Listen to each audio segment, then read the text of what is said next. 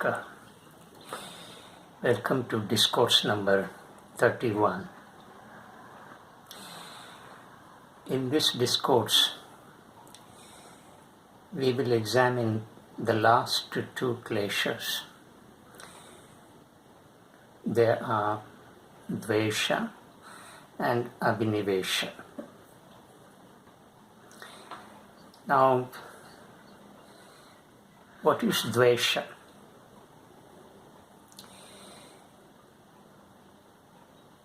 It is defined in the Sutra number 8 in the Sadhanapada of Yoga Sutras. And it goes like this: Dukkhanusayi Dvesha. This sutra contains three keywords: dukkha, anusayi, and dvesha. Dvesha means it's a strong repulsion, a strong and intense distaste, disgust, or hatred.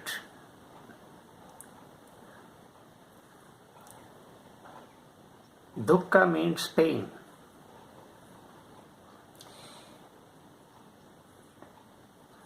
Repulsion accompanying pain is dvesha. This is how the English translation goes. So dvesha also creates pain, along with raga, which we have examined in the previous discourse. Raga stands for attraction. Dvesha stands for strong repulsion, strong disgust. In other words, dvesha is not different from raga. Dvesha is raga in negative. Where there is raga, there is bound to be dvesha. They are like two sides of the same coin. Why do we develop dvesha, hatred, a strong disgust for things and objects and persons in the world? Because we have formed certain images about ourselves. The speaker has already told you how these images are framed. These images are derived from the subliminal impressions stored in the state of subconscious mind. And we have also learned that these subliminal impressions will determine our future and determine the shape of our personality. And this personality is not real. It is falsified personality. And this personality has been carved out of these impressions, subliminal impressions called samskaras. Therefore, it is not real. And this falsified personality also includes many likes and dislikes. We have developed all these likes and dislikes over a time. Therefore, when we come into contact with persons whose personality does not go along with our personality, that is falsified personality,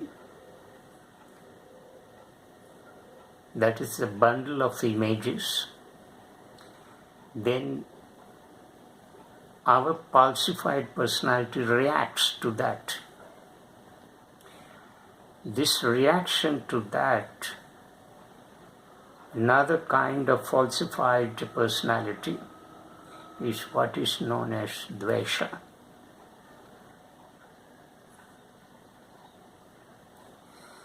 We think that the whole world must act according to our likes and dislikes, according to our will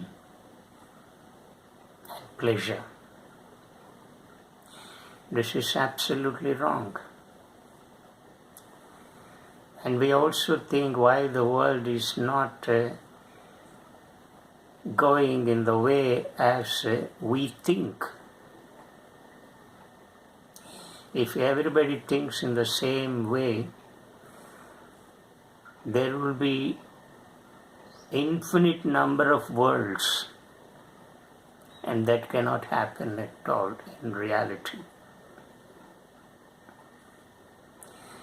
Therefore, Dvesha arises. It arises because of our mental attitude to certain things and objects and persons. These mental attitudes we have formed, and these mental attitudes have been formed from those subliminal impressions. Therefore, that which is formed out of the subliminal impressions, when it comes into conflict with another kind of personality, which again is formed from the subliminal impressions, then this intense disgust, this intense hatred, distaste, repulsive attitude comes into effect.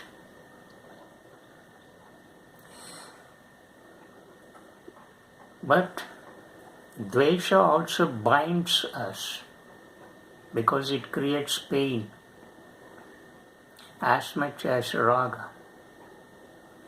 These two cannot be separated. As we have just now learned that both raga and dvesha are like twin sisters. Where there is raga, there is bound to be dvesha. And we all live with these two.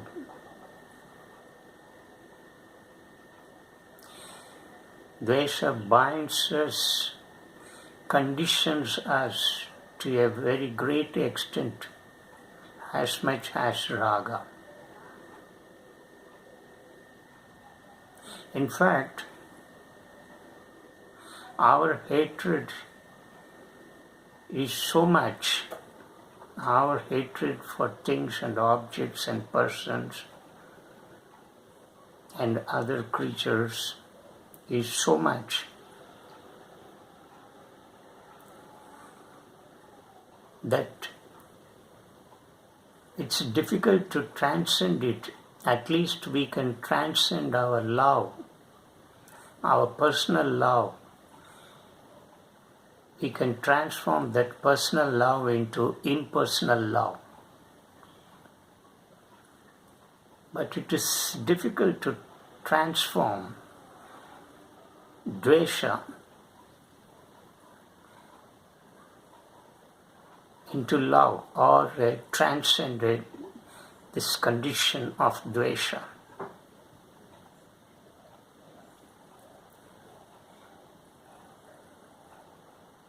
However, we have noted that both raga and dvesha are like the branches and flowers of a tree.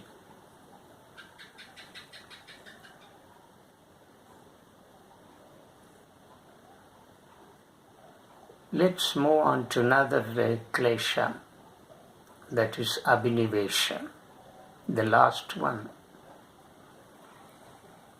Abhinivesha is a strong clinging to life.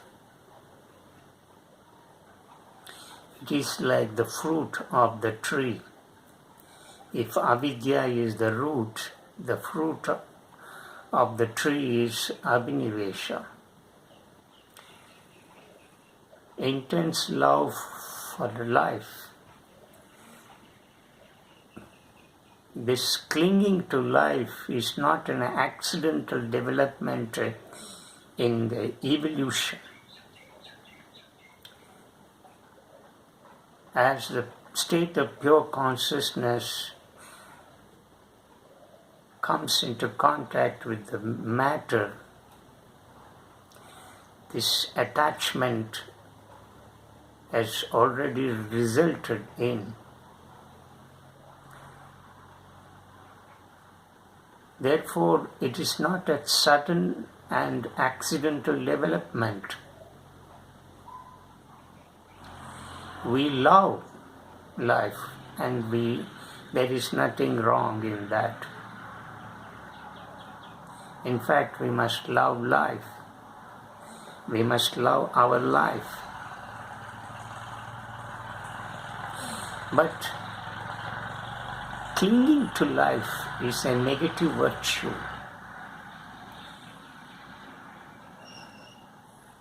What is this clinging to life? That I alone must exist, I alone must live, my family alone must live.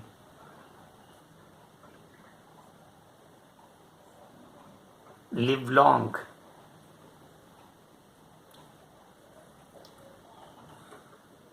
That no one else should enjoy the benefits, the material benefits. No one should prosper in life. This is the one meaning of clinging to life. When become highly selfish, not self-centered. The speaker has already distinguished these two terms, being self-centered and being selfish. Being self-centered will help you progress, develop vertically and horizontally. But being selfish is that which enables you to develop vertically but not horizontally. In being selfish, you become very possessive, very envious, and you do not like other man's progress and prosperity. You think that you alone want to live in this world. This kind of attitude is dangerous. You can live only when you let others live in this world. You must develop an attitude that your happiness lies in other man's happiness. That I live happily because all others are living happily. If we develop this kind of attitude, then our clinging to life will not happen there. We all live happily.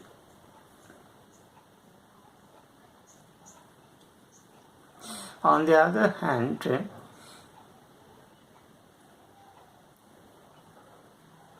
we must live like a fish in the water. Look at the fish in the water. The fish is in the water. That is why the fish are able to swim. Suppose the water is in the fish, all the fish will get drowned in the water. Similarly, this whole world is like an ocean of samsara. And in this world of samsara, we must live like fish. But then what is happening? We do not live in this world, but the world always lives in us. We carry the whole world in our mind.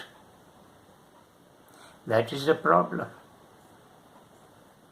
Therefore, clinging takes place. Clinging to life happens. When this clinging to life takes place, dukkha automatically happens. Because this clinging to life is nothing but a deep, fascinating attachment. And where there is attachment, there is bound to be misery.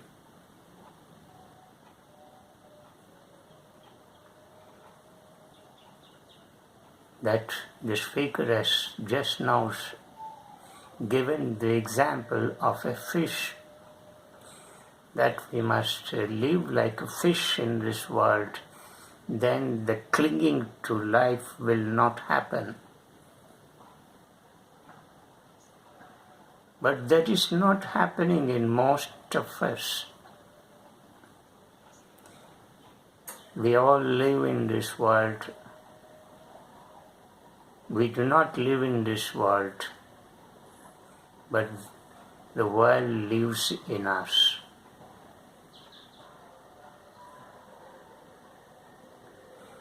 So, Abhinivesha is a deep, selfish-oriented, passionate attachment to life. And we think this kind of passionate attachment to life will give us peace and happiness. Absolutely not. We are in the state of illusion.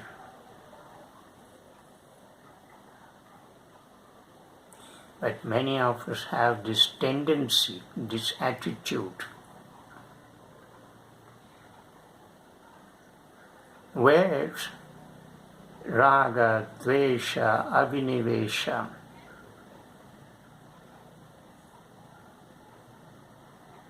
happen in our life, we are all caught in misery. Therefore, yoga will not happen, because all these raga, dvesha, abhinivesha bind us.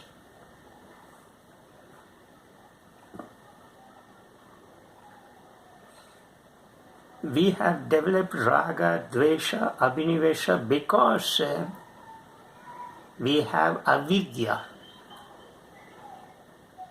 We are ignorant of the true nature of our being, ignorant of the true nature of this whole existence and creation.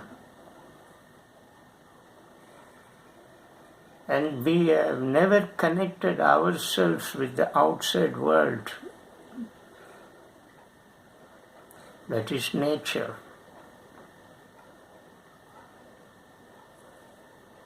We are always worried about ourself, our security, our life security, our future, our bank balance, our existence, and nothing else. That is why there is so much of destruction in the biodiversity of this planet. Many animals are getting extinct. The animals and birds are being pushed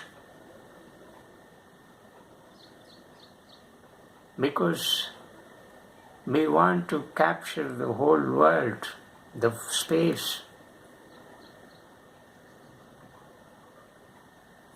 We don't want to allow any other creature to live along with us. We rarely realize that this existence has its meaning only when it is taken in the all-inclusive sense. It includes everything. And you have not created all these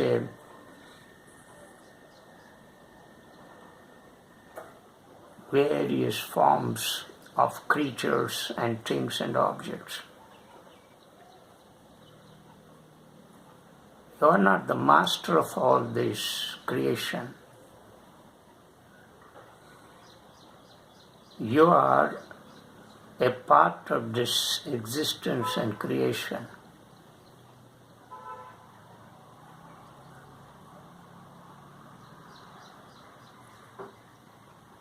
Your existence and the right over your existence is as important as the right of the other creature's existence. When you think that you want to live,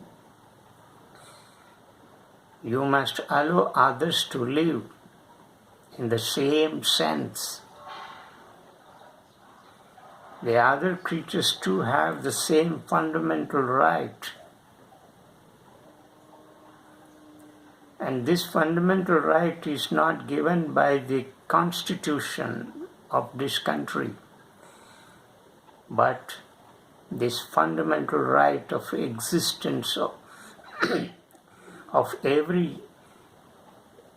the fundamental right of every creature to live in this world is given by the constitution of nature, the constitution of creation, not by the constitution of India. The Constitution of India guarantees fundamental rights of human beings. Of course, recently, along with our fundamental rights, we have fundamental duties that we need to fulfill. And one of the fundamental duties is to love and protect and safeguard the animal world too.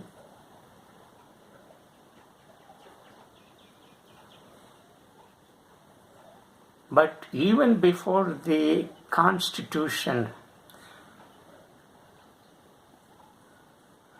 had been drafted, the fundamental right of every creature to live in this world had already been given by this nature, the whole creation. It is the inherent right of the creation. Therefore, we cannot contradict it. We cannot question it. But we all act against this fundamental right of the creation. That is why so much of destruction is cast upon this nature, and hence several creatures, animals and birds are getting slowly vanished.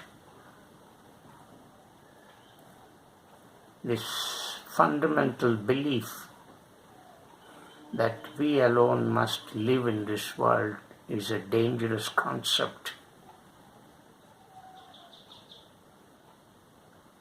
So clinging to life can be extended to that extent,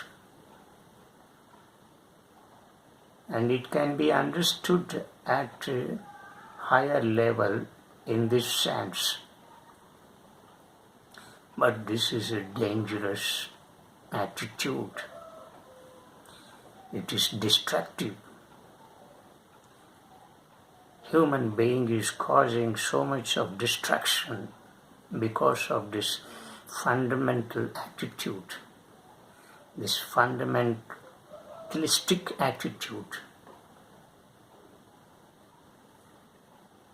It's not a positive virtue, it's a negative virtue.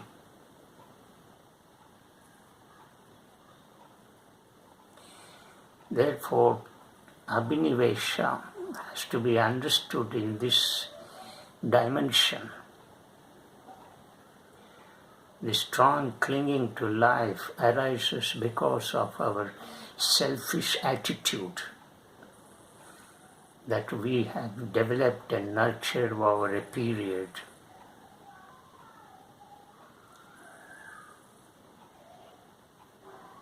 So, as long as this selfish clinging to life exists in us, there will be bound to be misery. And we should understand this aspect, and we should recognize this. The moment we understand this and recognize this fundamental truth, we should have that kind of deep transformation in our consciousness, in our being. It should lead to such radical change in us. Otherwise, all these discourses will be of no use, stand meaningless. Yoga will not happen when we are bound by such attitudes. We need to break the shackles, and we have to come out of this. The freedom from all this is what is known as yoga. But avidya is the root cause of all this. Ignorance is the root cause of all this. Until this ignorance is broken, there is no salvation for you and for the rest of humanity. Namaskar.